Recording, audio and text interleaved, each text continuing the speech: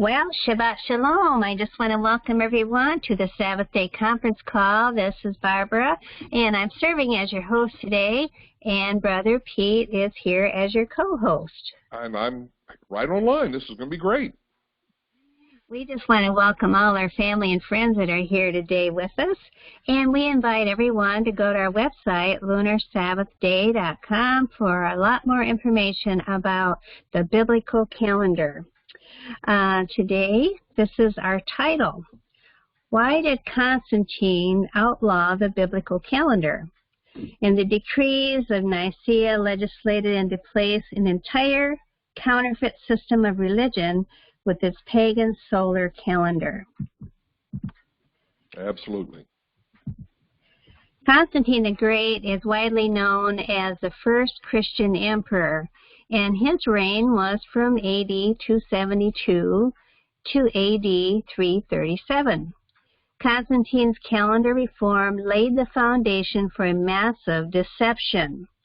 Sunday as the day on which the Messiah was resurrected, and Saturday as the Bible's seventh-day Sabbath.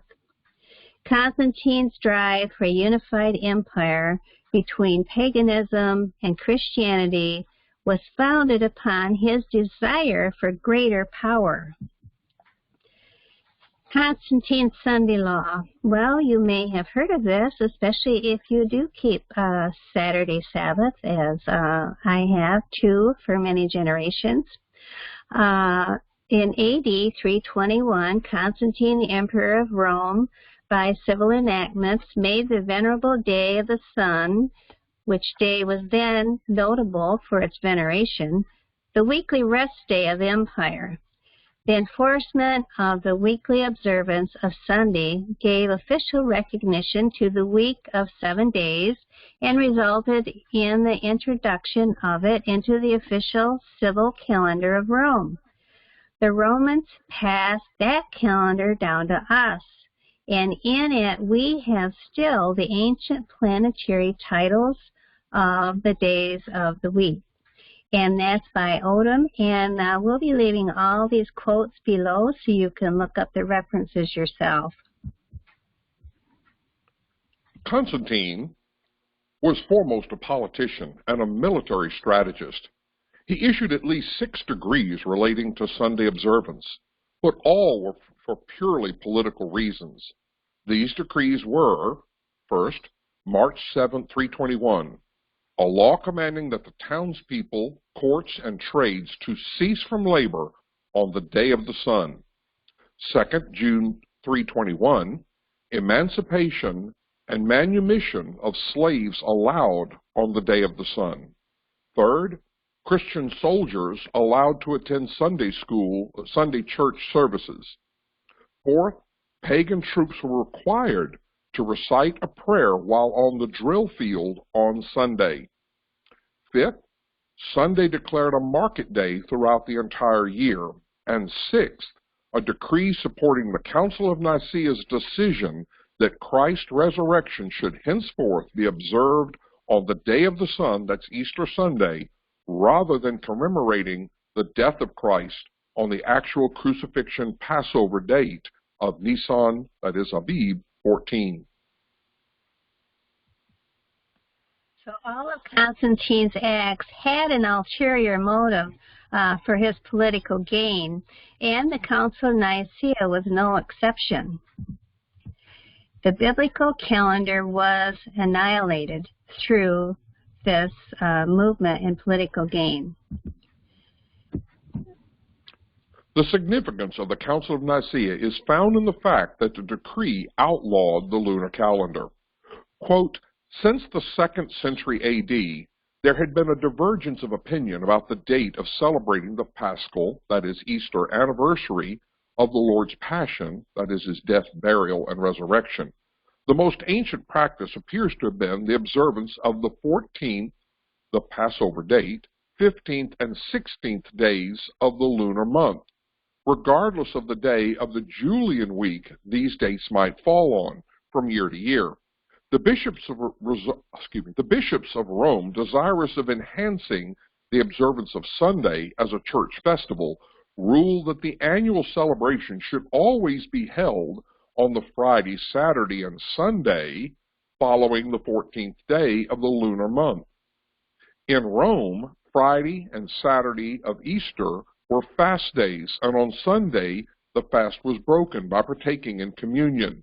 This controversy lasted almost 2 centuries until Constantine intervened on behalf of the Roman bishops and outlawed the other groups. Well, the point of contention appeared deceptively simple: Passover versus Easter. And the issues at stake, however, were immense. The only way to determine when Passover occurs is to use the biblical lunar solar calendar, for only by observing the moon can one count to the 14th day of the new moon. And there is an example of the lunar solar calendar in the upper right corner, with the month starting out at the dark phase of the moon, and then the first quarter phase would be the first week of your month, or the first Sabbath, then the full moon, the middle of the month, and then the last phase, the third week of the month. Yes, please, go ahead, brother. I might interject that the calendar we're seeing, of course, is not a Julian calendar. This is the Lord's calendar. This is the heavenly calendar, which is lunar. It's aligned for the moon. And it's not Jewish either. It was given to Israel. And I believe Adam and Eve had this calendar. It was passed down through the ages to know when their days and months and Sabbaths would be.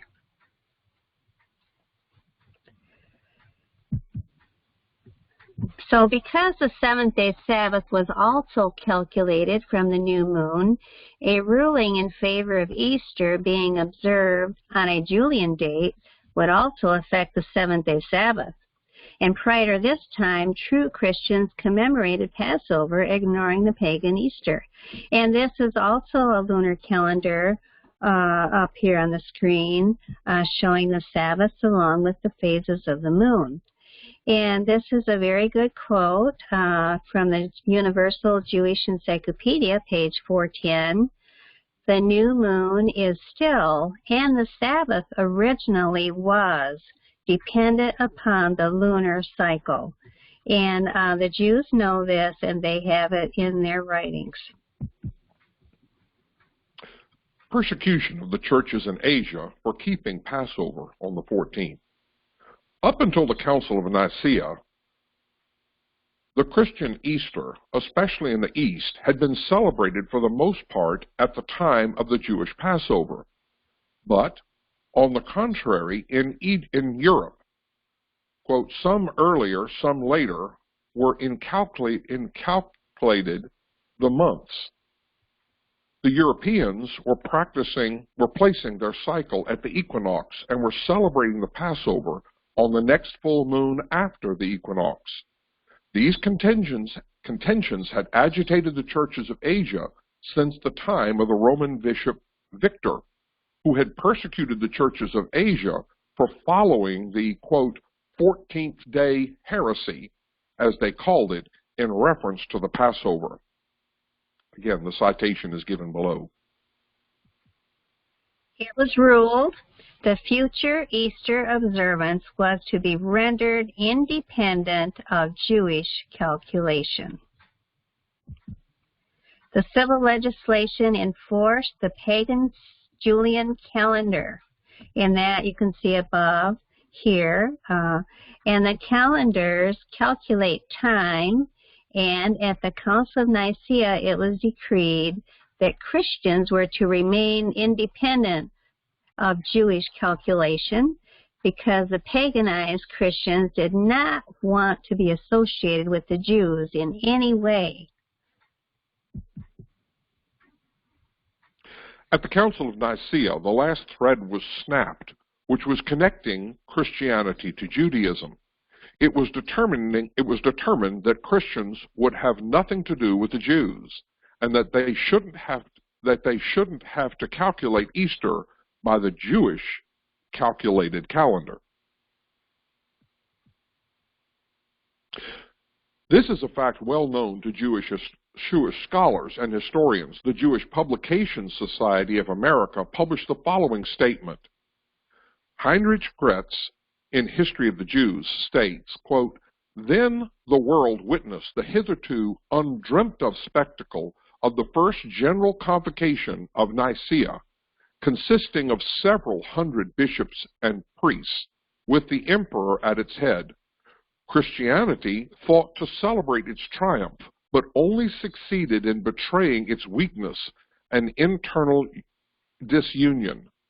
For on the occasion of this, its first official appearance, in all the splendor of its plenitude and of spiritual and temporal power, there remained no trace of its original character.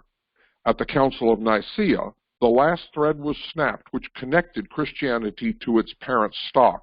The festival of Easter had up until now been celebrated for the most part at the same time as the Jewish Passover, and indeed upon the days calculated and fixed by the Sanhedrin in Judea for its celebration. But in the future, its observance was to be rendered altogether independent of the Jewish calendar."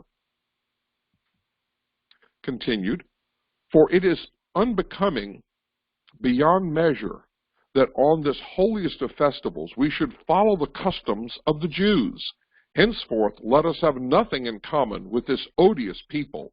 Our Savior has shown us another path. It would indeed be absurd if the Jews were able to boast that we are not in a position to celebrate the Passover without the aid of their rules or calculations." These remarks were attributed to the Emperor Constantine and became the guiding principle of the Church, which was now to decide the fate of the Jews.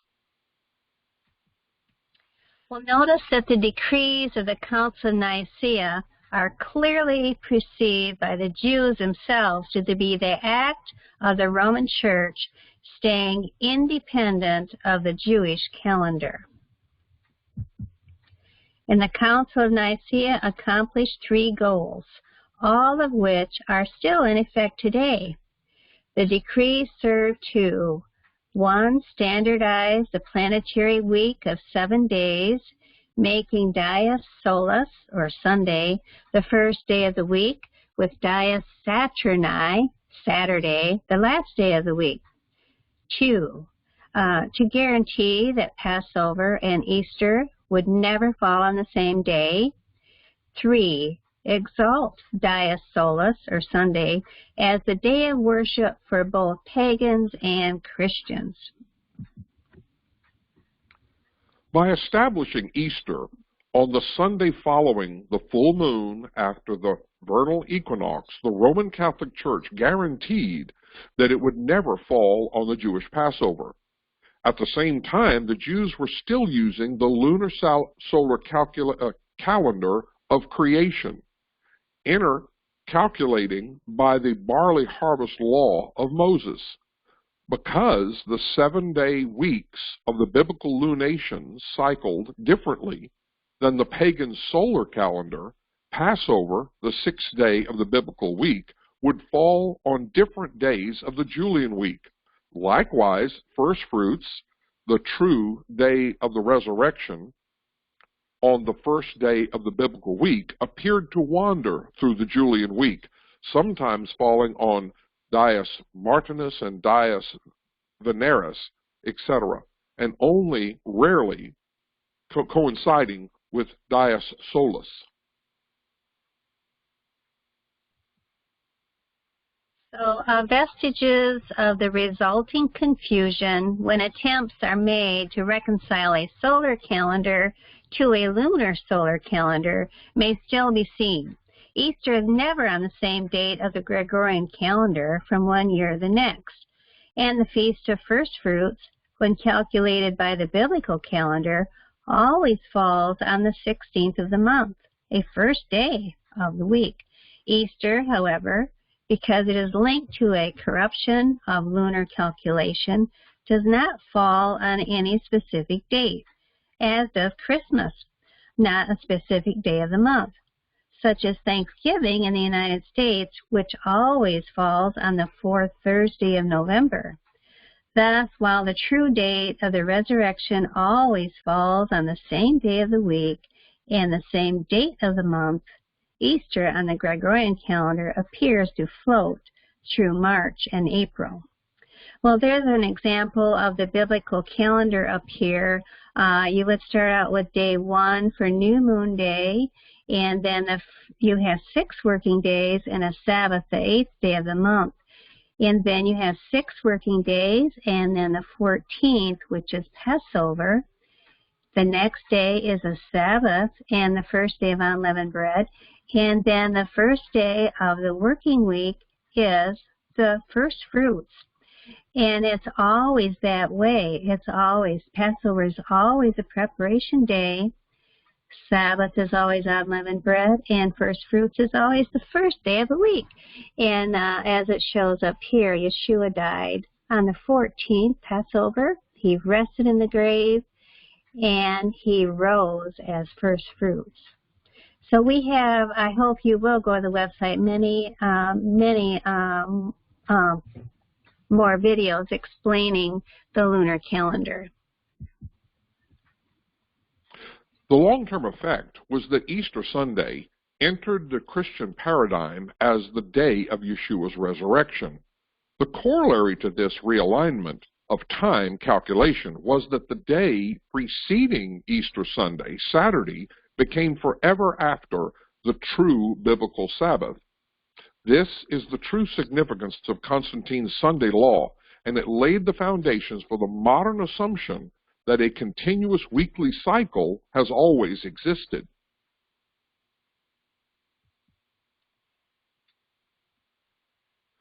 The biblical calendar outlawed. The fallout from this edict was immediate. The law made it illegal to use the biblical calendar, and it persecuted those who still tried to use it. David Sadisky says that it was no more possible under Constantine to apply the old, that is, the biblical calendar. In subsequent years, the Jews went through iron, quote, iron and fire, that's from Sadisky. The Christian papal Roman emperors forbade the Jewish computation of the calendar and did not allow the announcement of the feast days. So Gratz says the Jewish and apostolic Christian communities were left in utter doubt concerning the most important religious decisions as pertaining to their festivals. It was outlawed and they were persecuted for using the calendar in the heavens. And the immediate consequence was the fixation of the calculation of the Hebrew calendar by Hillel II. Well, once Constantine commanded that they couldn't use the calendar in the heavens, the Jews had to scramble and make up a calendar, and that is what Hillel II did. He made up a calendar set for them to follow. And we did a video on this, and I'll post that at the end here for you. The decrees of Nicaea destroyed the temple of the law in Judea, as it were, and the ancient regulations of Moses for harmonizing the course of the moon with that of the sun was ultimately replaced by calculations involving the vernal equinox, after which the nearest full moon was chosen to be the paschal moon. From this equinoctial point, the Catholic Church built up her ecclesiastical calendar and its Easter festival. And Christopher Clavis observes, it is easy to gloss over the real significance of the Council of Nicaea and its bearing upon the Jewish system of time. The Church desired to depart from the Jewish calculation and to adopt a movable feast. Yet, in the end, it turned out that both the Jewish and Roman Catholic festivals come to be computed from came to be computed from the same point of time, which would be the vernal equinox. And that is when Easter is still on the calendar, on the Roman Gregorian calendar. It's always after the spring equinox. Continued use of the lunar solar calendar in face of intense persecution. The controversy over calendars was not resolved with Constantine's edict. Rather, it opened the door for religious persecution of Christians. By Christians, those who were convicted by conscience that the Passover, as well as the Sabbath, should be observed by the biblical calendar, were unwilling to accept the civil legislation in the realm of religion. These continued to use the lunar solar calendar in the face of intense persecution.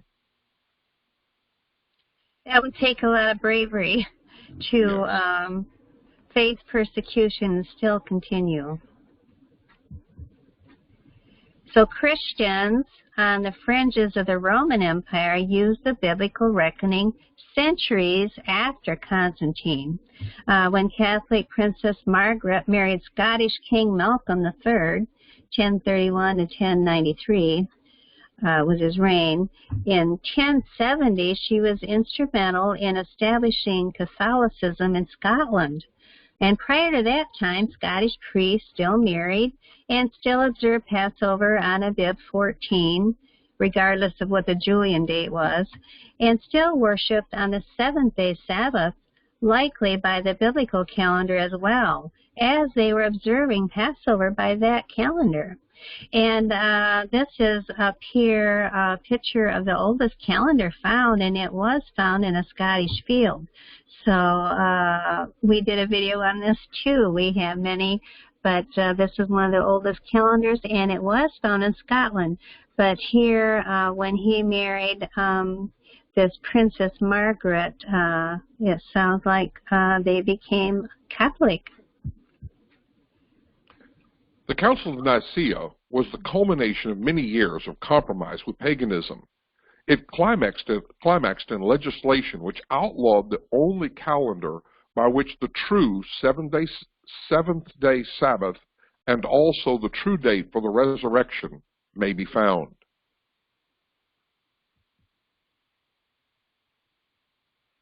The venerable day of the sun.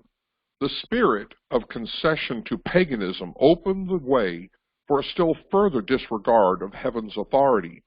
Satan, working through the unconsecrated leaders of the church, tampered with the fourth commandment also, and essayed to set aside the ancient Sabbath day which Yahweh had blessed and sanctified, Genesis 2:2-3, and in its stead to exalt the festival observance of the heathen as the venerable day of the sun. Well, we know that this is just one of the quotes, Constantine and Sunday. Sunday was another work day in the Roman Empire, and on March 7, 321, however, Roman Constantine issued a civil decree making Sunday a day of rest from labor. And here's another quote from a Catholic catechism that they gather on the day of the sun, the day after the Jewish Sabbath. That would be on a Gregorian calendar. And then another one here, maybe many of you have heard some of these, applying it to changing Sunday to Saturday, Saturday to Sunday worship. But this applies to both Saturday and Sunday. They were both proclaimed by Constantine as worship days. Counterfeit worship.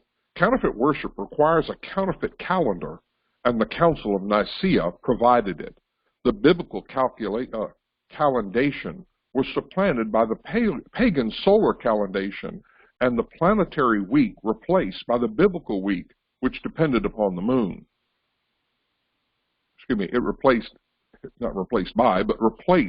the biblical week, which depended upon the moon. So this planetary week was paganism's counterfeit of the true biblical week and that was instituted by the Creator in the beginning of Earth's history. In the counterfeit week employed in ancient paganism, the venerable day of the sun was esteemed by the heathen above the other 6 days because it was regarded as sacred to the sun, the chief of the planetary deities.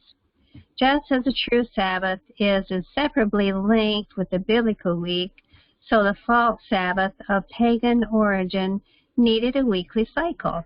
And thus we have found that the planetary week of paganism is Sunday's twin sister, and that the two counterfeit institutions were linked together. Well, Constantine, he made Sunday the first day of the week, but he kept a 7th day on the Gregorian calendar for the Jewish people to have a 7th day, and it was on Saturn's day. It was not on the biblical calendar. So you need to know if it's real or fake. And Saturday is also a counterfeit worship day. When the historical facts of the Julian calendar are understood, it becomes clear that Sunday is not the only worship day founded upon paganism. Saturday, or Dies Saturni, is the original first day of the pagan week. It's also a counterfeit. As the 7th day of the modern week, it is a counterfeit for the true 7th day Sabbath of the Bible. And that's an interesting picture over here, Brother Pete, where Saturn was the first day of the week and Constantine moved it to the 7th day. Yes, this is a calendar found on a bathhouse in Rome, and it was, 104 A.D., and it shows the calendar before Constantine shifted it. Okay. And that is even published by one of our, the Adventist publishing companies in Southern. So the enforcement of the weekly observance of Sunday by Constantine in 321 AD gave official recognition to the week of the 7 days and resulted in the introduction of it into the official civil calendar of Rome. The aftershocks of the Council of Nicaea are still felt worldwide today. Of any direct or indirect attack against the truth of Yahweh, this one act has had the most profound and far-reaching effect. All the world has united to using this calendar in its modern Gregorian form. Entire churches based their religious observance from this pagan calendar. The foundation laid by Constantine's Sunday law is the reason why Saturday and Sunday keepers worship on the days they do. The decrees of Nicaea legislated into place an entire counterfeit system of religion with its pagan solar calendar. Thus, the knowledge of the Creator's calendar with his true 7th-day Sabbath has been buried under the accumulated weight of centuries of continuously cycling weeks. So if all the world has united in using this calendar in its modern Gregorian form, and this calendar is the Roman calendar named after Pope Gregory the 13th. So please join us for worship on the true Sabbath days, and that is placed in the calendar in the heavens. And we invite you to go to our website to access more information about the changes from our heavenly calendar to a paper calendar on your wall. There are a lot more related topics, and we invite you to go there and search them out. And so I thank you for being here today, and I hope you will join us again real soon. Absolutely.